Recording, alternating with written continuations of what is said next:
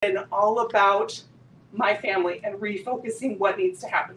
And I have been sick since about this time last year with things that are not that serious, but have been a doozy for me as someone who's always been really healthy and who has had the time to be really healthy and who's invested in all those extra things. So when I talk about working in different geographical areas and really leveraging technology to make it work for your business, there's a lot of reasons why that's necessary.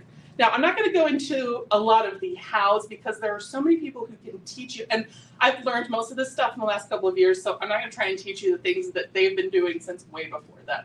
But there are lots of great resources that are available, including Jen Selzmer, is that who it is?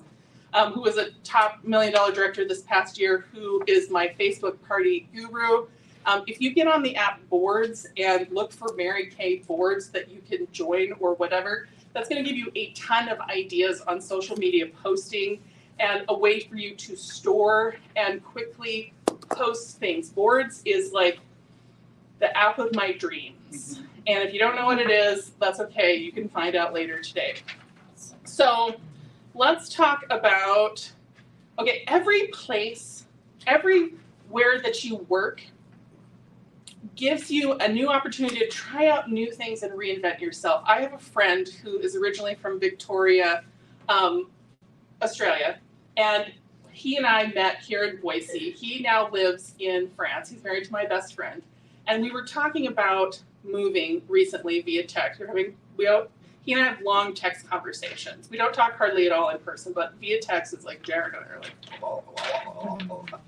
He's also an insomniac, so that works out perfectly. I'm awake when everybody in France is asleep.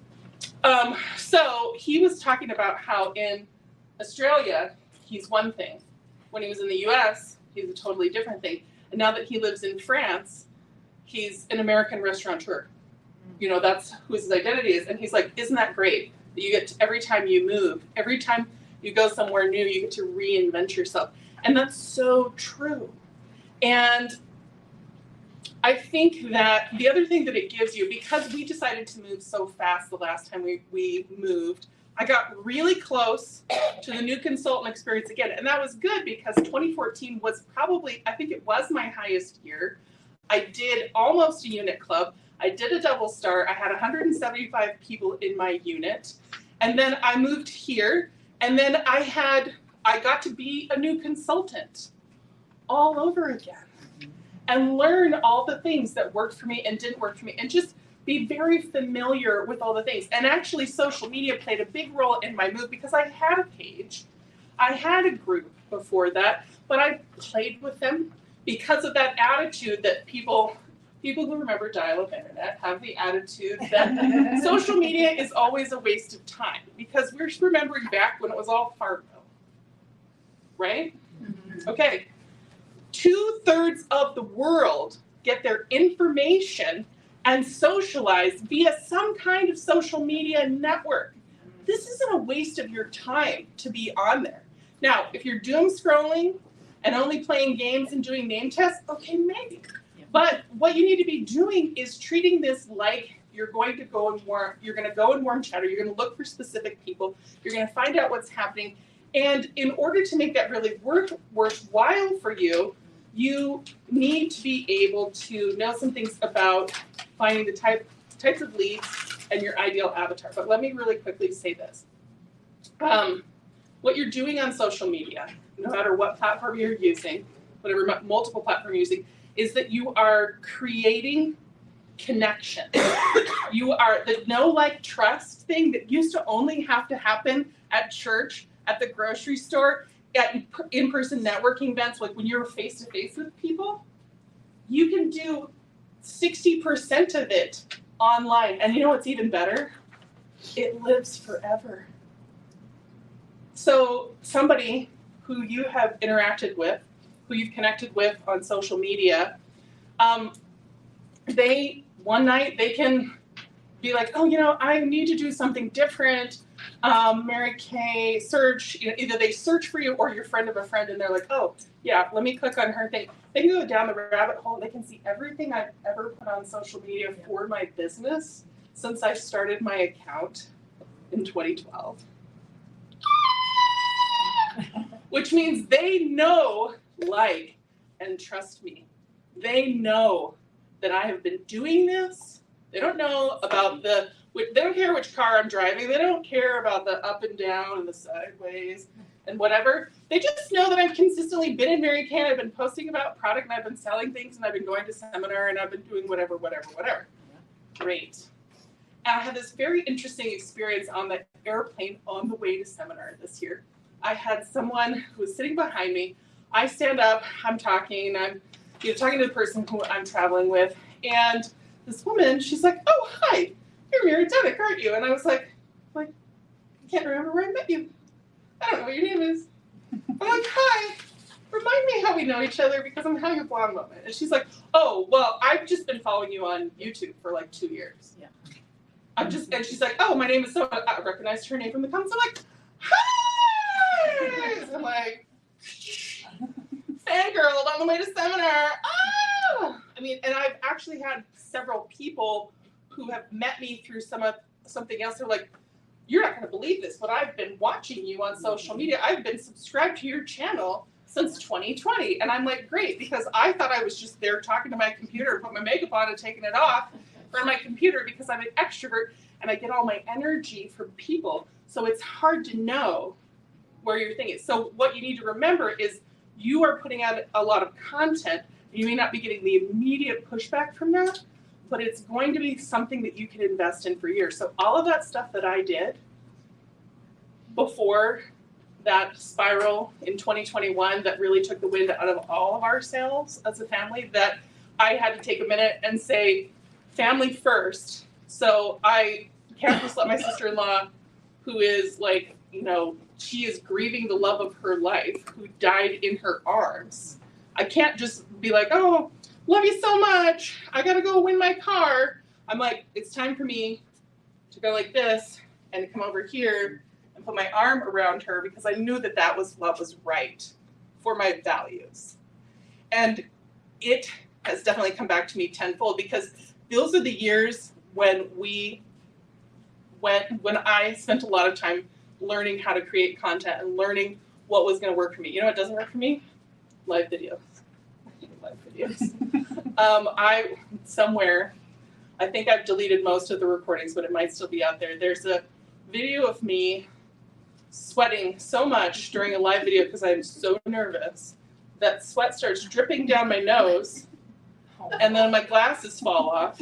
And I'm in the stage where I don't have one pair of glasses. I've got the glasses that are for distance. I've got the readers. I've got the prescription, whatever. Like, depending on the situation, I've got that bag there that's halfway full of glasses, right? So, because my prescription's changed a little bit, but not enough. And I don't remember where I was going with that. But, yeah, so it gets terrible. I don't like live videos. So what I do, I'm recording it on StreamYard. I'm going to edit it, and then I'm going to stream it live. You know what streaming live does? It means that I can interact and comment like I couldn't while I'm actually live on the video. Because the thing is that when you're putting video out there, no matter what platform you're doing it, you are serving an audience who's going to be on there live. And you're going to serve an audience who's going to be on there later, but close to the time of the event or whatever. And then guess what? People can see it forever. Yay! So if you don't like anything, definitely close it. Give me just a minute and then I'll take questions. Okay, so let's talk about the 4 types of leads. This is no matter what kind of medium you're going through. There's people that you know. There's people who you don't know. There's the people you approach and the people who approach you. And all of those people match up into 2 categories. People that you know, who you approach, people who you know, who approach you, people you don't know, who you approach, people who you don't know, who approach you. The best kind of leads are the people who you know who approach you, because those are at least the easiest ones to close. Those are called the bleeding neck people. Those are the ready right now people. Now, here's the thing. I keep hearing Mary Kay trainers talk about, oh, I just need to find more ready right now kind of people. Okay, 3 to 6% of consumers are bleeding neck ready right now people. So if you are to say there's not enough people, it's because you are living in that 3 to 6%. Okay, I have 5 more minutes of stuff? Can I take it? Do 3? Okay, I can try. Okay, we won't talk about selling messages. I will send you my training on selling messages, but follow-up is the key. It has always been the key. We know that. It takes 3 to 6 touches. One of my unit members hates that word, so I gotta think of something else. But it takes 3 to 6 contacts for an ideal bleeding neck client.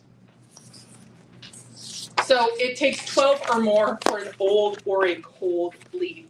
Now you can do that utilizing, your goal is not to sell everyone whose name you get. Your goal is to get their contact information, to get them into your funnel, to get them to like your social media so that they can have those touches without you having to pick up the phone.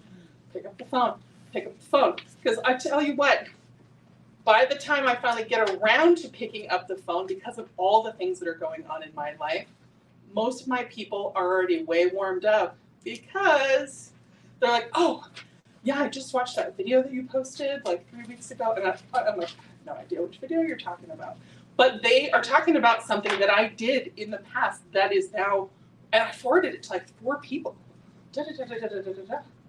So this is what I'm saying is, don't abandon the kitchen table. Be with the people. You need that. You want that. But what you need to also do is find ways to find something that works for you so that you can work in geographic areas. Okay, so I'm going to close with this one thing, and then I can either talk to you afterwards or we can take your question. Okay, so I just started doing Facebook parties in earnest with a format, with a formula, which is much better. One, on December 5th, I did a double party where I'm streaming live into 2 different party groups. I was in front of 35 women who were everywhere from Alabama to the West Coast in 3 different time zones, all at once, from my house after dinner. So that makes it so much easier to be with. And trust me, I feel like 50 faces I've tried. I did 30 and 50 faces a month for years. Exhausting.